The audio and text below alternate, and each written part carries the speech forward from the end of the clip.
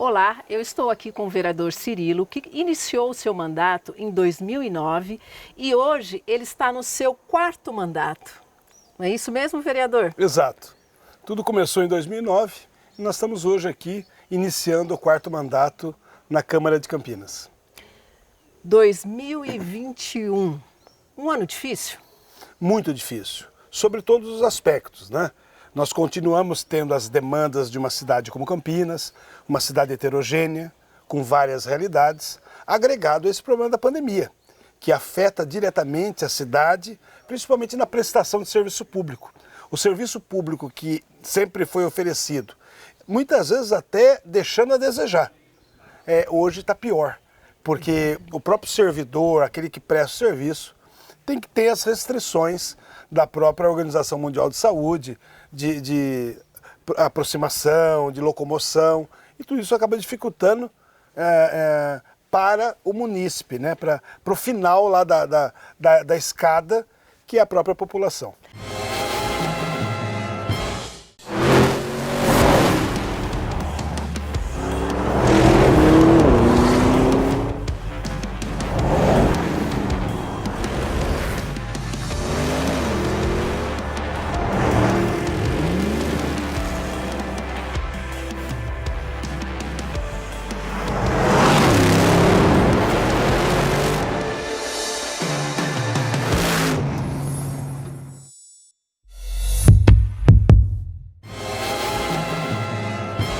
Sabe, Janaína, aqueles meus ideais que eu comecei lá em 2009 como vereador, eu tenho muito vivo dentro de mim, que são de liberdade, de igualdade. Esses ideais fazem com que eu apresente projetos que de alguma maneira possa melhorar a vida do cidadão campineiro. E como é que um vereador, dentro do seu limite territorial de um município, pode fazer isso? Eu penso, e tenho trabalhado nesse sentido, que é fazer leis, principalmente coibindo, desestimulando a corrupção. Em 2009 eu apresentei um projeto de lei que era algo novo no Brasil, que era a lei da ficha limpa, no caso nosso, lei da ficha limpa municipal, colocando regras para que o cidadão ingressasse na administração municipal, porque até então só entrava lá porque era amigo do político. Isso não é pré-requisito, nós vamos colocar a raposa para tomar conta do galinheiro. Então nós colocamos regras no sentido da contratação ter um pouco mais de estudo, de análise do nome que está sendo apresentado. A partir daí, eu entendi, e a sinalização das pessoas na rua foram que nós estávamos no caminho certo. E aí eu fiz mais 16 projetos de leis de combate à corrupção e relacionados à transparência. Eu acho que se o poder público funcionar de forma correta, que é uma obrigação, o cidadão pode ter uma vida melhor. E quando ele tem problemas inerentes à saúde, educação, transportes, que são temas básicos, né, da vida em sociedade, ele acaba tendo um retorno de tudo que ele investe no pagamento do imposto e na oportunidade que ele está dando para aquela cidade de estar morando lá. Quem é o seu eleitorado hoje? Eu tenho uma formação de família simples, né?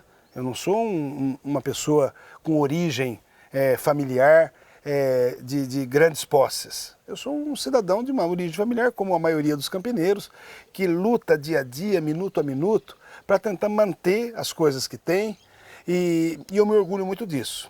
Mas isso fez com que esse perfil de eleitor, de morador de Campinas, me adotasse. Mas talvez pelo relacionamento, talvez pela minha maneira de ser, eu acabei atingindo também outras camadas, outras classes sociais que acabam me respeitando pelas minhas ações e talvez também, me perdoe a falta de modéstia, por aquilo que eu fui conquistando em razão do estudo, em razão da profissão e em razão da seriedade que eu utilizo à frente da política. 4 anos exercendo um mandato de vereador. Quais são as suas ambições? Vai continuar na carreira política? Não? Como que está isso? Bom, eu estou terminando agora, vou terminar em final de 2024 o quarto mandato, se Deus permitir, se tudo correr bem. O político, ele entra na política e eu costumo dizer o seguinte, é muito comum, a sua pergunta é inteligente na medida em que você fala o que eu quero, né, para o futuro, né? Eu posso querer tudo, mas eu preciso combinar com a população, né? Eu quero ser... Você combinou com a população? Você fez o básico lá para você almejar esse sonho? Então eu tenho procurado viver muito a realidade, pé no chão, trabalhando muito dioturnamente para tentar construir a possibilidade de novos projetos. Quais projetos seriam esses? Aí, no momento eleitoral é que se define. Um partido político tem vários elementos no partido político, várias boas pessoas, várias peças importantes, e aí se define em grupo para onde você vai concorrer. Mas eu, de uma maneira geral, eu digo a você o seguinte: estou preparado para novos desafios. O campineiro, em relação à pandemia, nós podemos ser otimistas? Uma das matérias jornalísticas que eu mais acompanho diariamente é quantas pessoas estão sendo vacinadas no Brasil. Isso de alguma maneira, tem sido oxigênio para eu continuar estimulado, que eu quero ver, espero que até o mês de agosto, um percentual muito grande de brasileiros já tenham tomado inclusive a segunda dose e realmente essa imunização chegue ao nosso país. Não é justo. Nós estamos sofrendo todos nós quando a gente sabe que uma pessoa lá no Amazonas faleceu desse desastre chamado Covid. Então eu acho que ações públicas deveriam ter sido feitas, que não foram, mas nunca é tarde, porque nós temos ainda uma população muito grande que precisa dessas doses e precisa ter movimento muscular. Precisa ter ações de cunho intelectual? Evidentemente que sim.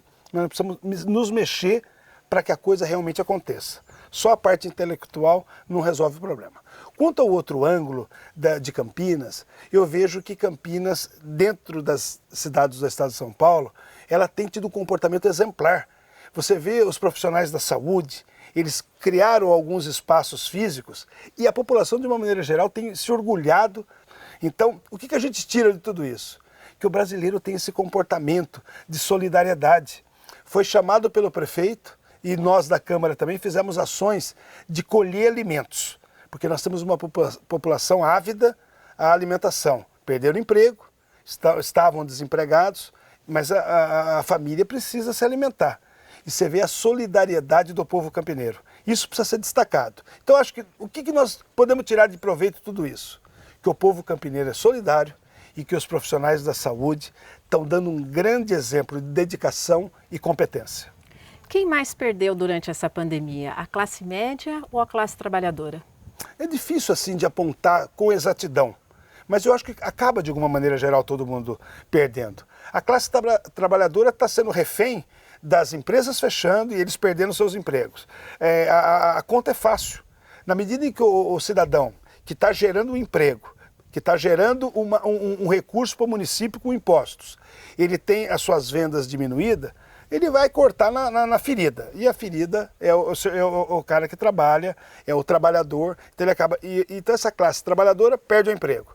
Ao mesmo tempo, a classe que gera o emprego, sofrendo esse impacto da pandemia, ele não está vendo uma luz no fim do túnel. Ele está vendo que o Estado de São Paulo adotou esse negócio de fecha e abre, isso acaba tirando todo um norte do que pode acontecer no outro mês seguinte. Então essa instabilidade das ações do poder público acaba de alguma maneira sobrecarregando na iniciativa privada.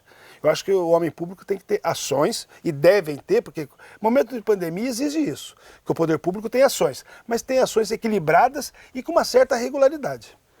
E quais são os seus desafios para até o final do mandato? Olha, de continuar sendo um político sério. Eu acho que o que norteia o meu trabalho é ser um político sério, o que me destaca. Procurando não perder essas características que eu carrego comigo desde a infância, que é uma base humanista. E sabendo que o homem público tudo é passageiro.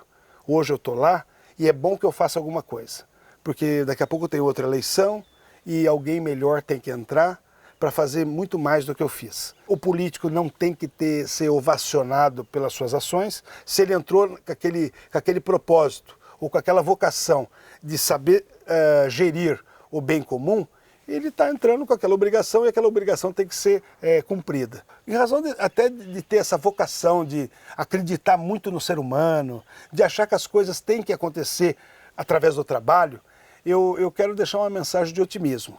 Eu acho que é importante que as pessoas tenham essa esperança que as coisas melhorem, e o povo brasileiro tem isso, né? Nós somos sempre otimistas, né? Mas sempre cobrando o homem público. Na medida em que o homem público é cobrado, e eu falo isso que eu estou lá há 12 anos, hein? Na medida em que o homem público é cobrado, ele trabalha mais. Não abandone os políticos. A maioria dos políticos são sérios, como qualquer profissão. Tem, evidentemente, aqueles que acabam, de alguma maneira, nos desapontando. Mas eu acho que cobrar o homem público, com educação, com respeito, o homem público acaba, de alguma maneira, se policiando e fazendo muito mais, no caso do vereador, para a nossa cidade de Campinas. Eu quero agradecer aqui a sua presença no nosso quadro. Muito obrigada. Eu que agradeço, e eu tenho um canal, viu, de comunicação, que é do próprio gabinete, ou é www.cirilo.com.br, é só entrar em contato e eu vou estar à disposição para tentar interagir com a população. É isso aí, ficou o recado. Muito obrigada.